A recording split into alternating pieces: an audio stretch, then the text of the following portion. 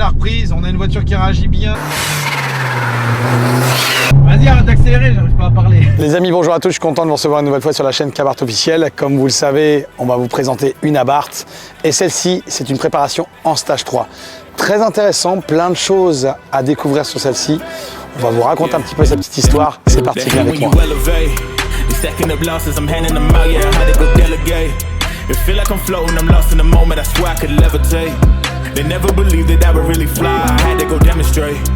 I had to set them straight.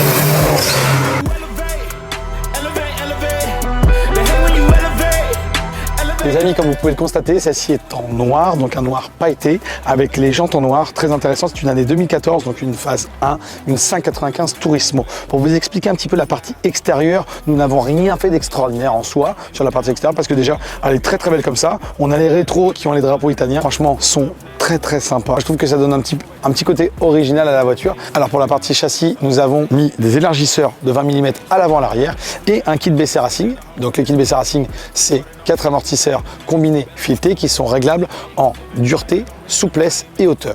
Et ça, c'est très intéressant. Ça permet à la voiture d'avoir un côté beaucoup plus efficace quand on roule avec, et surtout de lui donner un côté plus rigide. Donc forcément, quand on améliore la rigidité de la voiture, au niveau des performances, on peut 10 fois plus les exploiter. Pour cette préparation, les amis, il faut savoir que c'est une préparation en stage 3.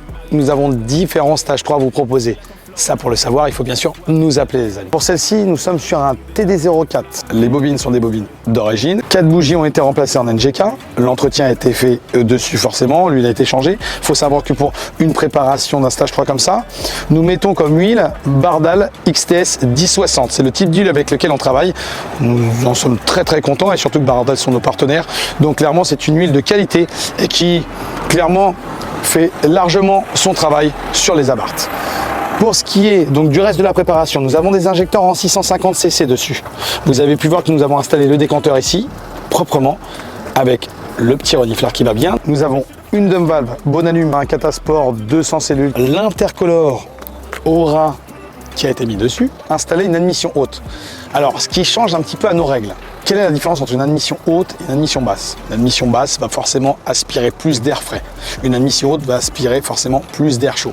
Il faut savoir que les amis, que forcément, plus on récupère de l'air frais dans un moteur, plus forcément la voiture marche mieux. Le problème souvent qui est récurrent, c'est qu'on dit que l'admission basse récupère aussi de l'eau quand il pleut fortement. Il existe sur les admissions basses maintenant des chaussettes pour éviter, et les filtres à air qui se mettent dessus sont imperméables. Donc ça fait quand même une grosse différence. Le problème, c'est que certaines personnes encore veulent garder des admissions hautes. On l'accepte. Nous, on s'adapte bien sûr à tous nos clients. Le plus important, c'est vous. C'est bien sûr, nous aussi, de vous conseiller, mais aussi de savoir ce que vous voulez. Là, pour le coup, ce client-là voulait absolument une admission haute. On a mis une admission haute qui fait très bien son travail, mais malheureusement, qui respire quand même de l'air chaud. Je ne vais pas dire que c'est pas bien, parce qu'il faut savoir que cette voiture sort quand même 251 chevaux. Donc, pour sortir 251 chevaux, c'est quand même, on va dire que l'admission fait bien son travail. La configuration de cette voiture est très bien, elle est efficace, elle marche bien, elle répond bien, et de toute manière, vous allez le voir tout de suite dans le roulage. Bon les amis, on est parti pour le petit moment de roulage. Donc là, ça va être plutôt sympa. Donc comme je vous l'ai expliqué, il y a un TD04 dessus. C'est une préparation en stage 3, donc personnalisé un petit peu. On va dire comparé à d'habitude, ça change de notre quotidien. On l'a adapté différemment des autres stages 3 qu'on vous propose. C'est bien de faire du bruit, mais quand vous faites du bruit mais que la voiture n'avance pas, bah, au final, c'est pas très intéressant. Vaut mieux être discret et que la voiture fasse du bruit quand c'est efficace. Et là, ça devient vraiment intéressant. Pas de TTC activé, pas de mode sport. Quand on accélère déjà là,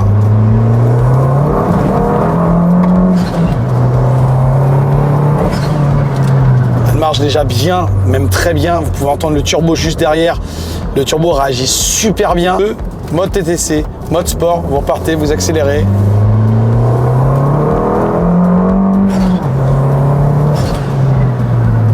Franchement, elle accélère super bien. Ah, on a de la reprise, on a une voiture qui réagit bien, qui est pas trop bruyante, qui est top. Sortie de virage, on accélère. Ah ouais, mais la tête est pas... Ah putain. Ah, c'est pour un stage. T'as bien avec les freins en 330 là, oh, ça, avec ces freins là, franchement, oh, ça m'a arraché. Ça marche aussi bien que ça freine. Alors ça, c'est très important les amis, parce que c'est bien de marcher avec une voiture, mais si ça freine pas, bah, faut commencer à s'inquiéter un petit peu. Ça devient plus très intéressant. Et les amortisseurs font très bien leur travail. On le voit dans les virages. Ça reprend, on a de la reprise, on accélère. Ça retartine, franchement, la voiture est vraiment bien. J'aimerais même pas en parler. Oh, Top, hein. Ouais, franchement, elle est bien. Elle est vraiment bien.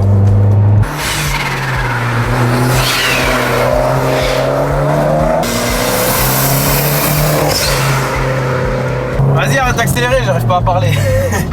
Non, on dirait ton stage 4 de la safety, beaucoup moins puissant, mais ça régit un peu pareil, je trouve. Ça tire, mais ça arrête pas de tirer longtemps. Voilà, bah oui, bien sûr. Et franchement, quand tu dis que c'est juste un stage 3, c'est beau ce que vous avez fait. Bah, c'est ça qui est étonnant, c'est que pour un stage 3, moi je trouve que celle-ci, franchement, elle se défend super bien. Moi, je prendrais. Putain. Elle ouvre bien. J'ai tellement envie de m'amuser avec. Moi, je prendrais plus ça, je joueur. pense, comme config si je dois me faire une abarre. Parce que stage 4, c'est bien pour toi, tu fais du circuit, c'est vraiment poussé au max. Mais là, je trouve en plus, je sais pas. Après, ça dépend sur quel step t'es. Le problème, c'est que sur un stage 4, c'est vrai qu'on cherche toujours à aller très haut. Mais il faut savoir que sur les stages 4, il y a plusieurs steps. On a le step 1, 330 chevaux, le step 2, 340, 350 chevaux, et le step 3 où c'est jusqu'à 380 chevaux, donc en stage 4. En stage 3, on va pousser jusqu'à aller... On va faire du 230, 250, 270 chevaux, mais on n'ira pas plus haut. Ça marche bien, tout passe au sol, la voiture est intéressante à conduire. En plus de ça, quand on fait une petite préparation de châssis, elle est rigide, donc la voiture est top. Le freinage répond super bien, donc ouais, je trouve, puissance et freinage ça. Cohérent, donc franchement rien à dire. Tout va ensemble en fait. Voilà, dans la barre. tout va ensemble, tout est cohérent et ça c'est cool. Ça franchement c'est bien. Et on peut rouler avec sans, franchement, comme tu remarques le bruit, sans poser de problème aux gens. Et ça c'est vraiment Là intéressant. franchement tu me dis qu'elle est d'origine, elle ronronne un tout petit peu plus. Bon, il y a mais rien peut-être de- la dumb valve qui s'exprime un petit peu, donc qui fait qu'on sait qu'il y a quelque chose de pas très légal là. Les amis, merci de nous avoir suivis sur la vidéo. En tout cas, j'espère qu'elle vous aura plu. Comme vous pouvez le constater, on arrive au garage. C'est plein comme d'habitude. On se voit bientôt pour une prochaine vidéo. Bye bye les amis. Et n'oubliez pas, un petit like sur celle-ci et un petit message, ça nous fait toujours plaisir. Ciao, ciao!